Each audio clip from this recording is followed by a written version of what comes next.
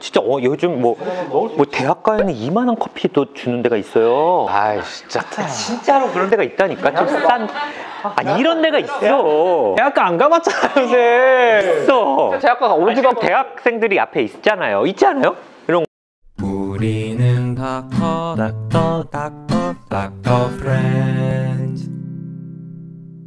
안녕하세요, 닥터 프렌즈입니다. 여러분의 구독은 많은 힘이 됩니다. 오늘은 카페인에 대해서 좀 다뤄보려고 해요. 커피 진짜 많이 마시는데 하루에 커피 몇 잔 드세요? 저 한 보통 2잔에서 3잔. 저는 최소 한 잔은 먹고 두 잔째는 이제 오후 상태 봐서 좀 피곤하면? 좀 졸리거나 뭐 좀 잘 안 되는 것 같다 그러면 한 잔 더 먹고. 저는 아예 안 마셔요. 아 맞아, 커피 진짜 잘 안 먹어. 맞아.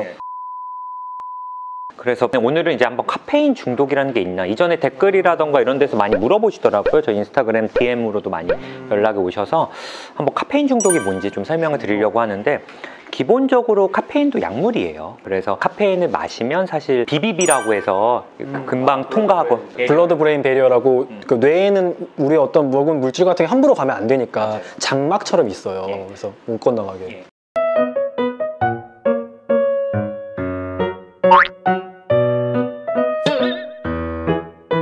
그리고 이 카페인이라는 건 아데노신 리셉터에 결합해서 뭐 사이클릭 AMP라는 걸 또 활성화시키니까 그러니까 정말 약물이에요. 그냥 단순히 뭐 우리는 식품이다 이렇게 생각하는 경우가 있는데, 카페인도 어떤 성분, 약물 성분이라고 생각하시면 될 것 같고, 그래서 보통 200ml 정도까지는 좀 유쾌하고 편안한 느낌?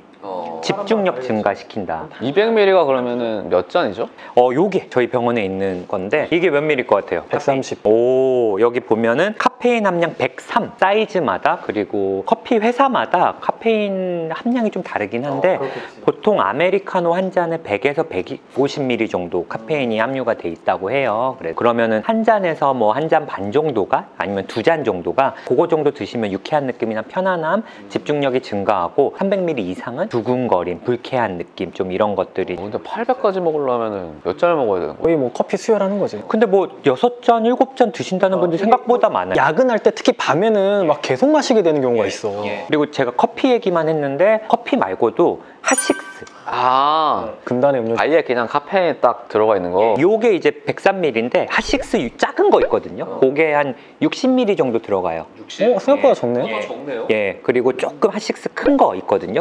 그거는 한 100ml 정도. 그게 엄청 큰 거 중에 몬스터인가 엄청 많이 들어가 있는 그것도 거지. 있죠. 미국의 친구들이 많이 드시는 거. 예. 내가 옛날에 당직방에서 그거 먹었다가 이렇게 가만히 침대에 누워가지고 자야지 이러고 있는데 두근두근 하면서 잠이 안 왔던 경험이 있어가지고. 되게 드문 경험이네요. 불면증 있다고 주장하면서 잠 되게 잘 자잖아. 불면증이 좀 있어요. 그래서 마셨는데 잠이 좀 오나 해가지고. 밤에 진짜 많이 자. 그 펩시 콜라에도 뭐 펩시나 콜라 이런 거에도 25에서 50ml 정도 들어가 있고, 그리고 초콜릿이나 차에도 다 카페인이 들어가 있어요. 내가 난 커피 한 잔밖에 안 마시니까 뭐 적정 용량이네, 카페인 용량이 생각하실 수도 있는데, 생각보다 다양한 기호식품에 카페인이 들어있다는 걸 좀 생각을 하시면 좋을 것 같고, 정신과에서는 사실 중독이 일반적으로 쓰는 중독이랑 의미가 조금 달라요. 인톡시케이션. 그러니까 우리가 흔히 쓰는 알코올 중독은 정신과에선 알코올 사용 장애라는 말을 써요. 뭐 남용하고 많이 마시고 이러는 거. 근데 이제 정신과에선 중독은 갑자기 엄청난 용량이 몸에 들어오는 거. 영어로는 인톡시케이션이라고 하죠. 그걸 중독이라 해? 이런 경험은 근데 아마 한 번도 해봤을 거예요. 그렇게까지 나 많이 마셔본 적 없을 것 같은데 하시는데, 이제 250mg만 넘어도 좀 불안하고 초조한 느낌? 좀 짜증나고, 그 얼굴이 약간 좀 뜨거워지고 얼굴 홍조, 그 구역감? 구역감. 나 속 불편하고 구역감은 느껴본 적 있어요. 그리고 땀이 나고 잠이 안 오고 이런 건 다 있으실 거고, 그리고 아마 이런 느낌도 보셨을 거예요. 생각보다 평상시보다 양을 좀 많이 먹거나, 아니면 내가 좀 피곤할 때 카페인을 좀 많이 섭취하면 손가락이나 약간 코에 팅글링 센세이션이라고 해서 조금 좀 저리거나 뭐 좀 이상한 느낌들, 그게 이제 250mg 이상 드셨을 때, 그리고 1000mg 이상 이제 드셨을 때는 이게 생각보다 많은 용량이 아니에요. 6잔 이상 먹으면 되네. 7잔 먹으면 되네. 그런 데는 벤티로 먹으면은 뭐 진짜 요즘 뭐 대학가에는 이만한 커피도 주는 데가 있어요. 아이 진짜 진짜로 그런 데가 있다니까. 좀 싼. 아니 이런 데가 있어. 대학가 안 가봤잖아요 요새. 있어. 대학가가 어디가 대학생들이 앞에 있잖아요. 있지 않아요? 이런 거? 봐봐. 너 이발하다며. 멀리 있으니까 원근감이 있으니까. 100m 뒤에 있는 것도 아닌데 1리터 컵이 있어. 이게 1리터 이거 10리터 되겠다. 야, 갤런이냐? 막 먹고. 야 이건 어쨌든 이제 그 정도 1000mg 이상 드시면 두서 없는 말. 지금 먹었어요? 아니야.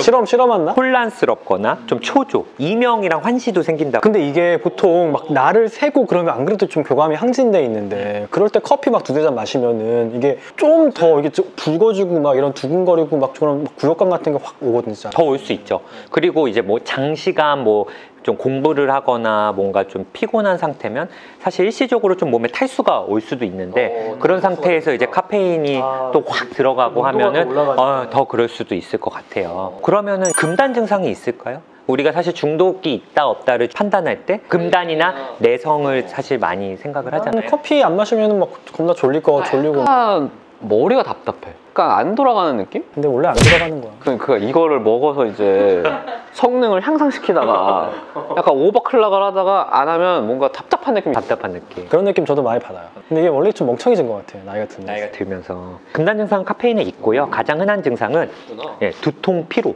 근데 이렇게 말하면은 세상에 피로하지 않은 사람이 어딨어. 나 피곤해. 커피 안 마시면 근데 더 피곤한 사람이 있어요. 아침을 시작할 때 저희 어머니도 이런 얘기를 하세요. 오늘 내가 왜 피곤한가 해서 생각했더니 아침에 커피를 안 마셨구나. 이런 분들이 생각보다 많아요. 그리고 뭔가 아침 루틴처럼 커피를 마셔야 뭔가 깨어나고 각성되는 효과들이 좀 있을 수 있거든요.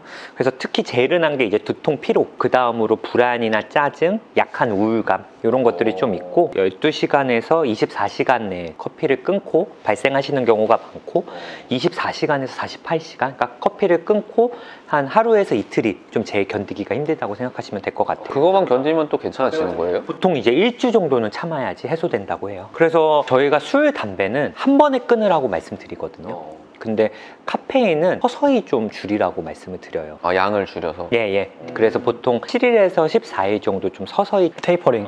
테이퍼링 하면서 이렇게 마셨으면은 이거 마시고. 내성도 있을 수 있거든요. 예전에는 한두 잔만 마셔도 괜찮았는데 계속 늘려가는 거예요. 또 같은 효과를 보기 위해서는 용량을 좀 많이 드신다거나 자주 드신다거나 하는 것도 금단이 있는 거거든요. 그래서 내성과 금단 이런 게 다 있으시면 그때는 한번 커피를 좀 서서히 좀 줄여보시면 좋을 것 같고 카페인 중독이라는 단어는 아직까지 이제 정신과에서는 이제 정식 진단명은 아니에요.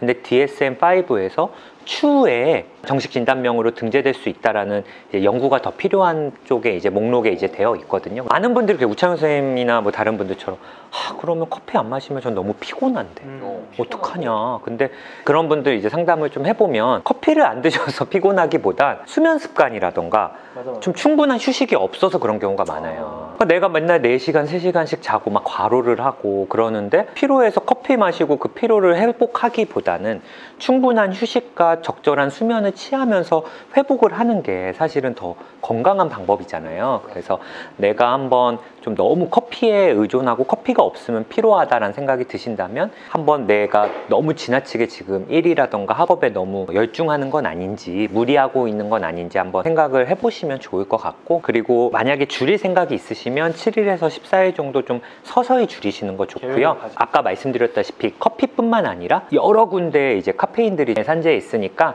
한 번쯤은 내가 하루에 카페인을 어느 정도 마시는지 한번 적어보시는 거 좋을 것 같아요. 요즘 막 다 써 있거든요. 여기도 이제 카페인 103ml라고 써 있는 것처럼 한번 음료수라던가 차 이럴 때 이제 카페인이 얼마나 내가 섭취하는지 써보고 조금 줄일 수 있는 건 좀 서서히 좀 줄여보면 좋을 것 같고 금단 증상 같은 경우는 이제 커피 끊었을 때 두통이라던가 근육통 같은 게 발생하면 그냥 아스피린 같은 거 드시면 돼요. 너무 심하신다고 하면 이걸로 인해서 심한 초조 불안감이 있다면 그때는 뭐 정신과에서 벤조디아제핀 같은 걸 쓰면 좀 좋아지시기도 하거든요. 근데 이것까지 쓸 정도로 금단 증상이 심하진 않은 것 같아요. 그래서 그 정도는 진짜 힘드시겠다. 그렇게 근데 진짜 하루에 뭐 예를 들어 1000mg 이상씩 카페인 함량을 드시는 분들이 갑자기 줄이려고 하시면은 그래서 서서히 줄이라는 거구나. 그렇게 한번 줄여보시면 좋을 것 같습니다. 예, 감사합니다. 감사합니다.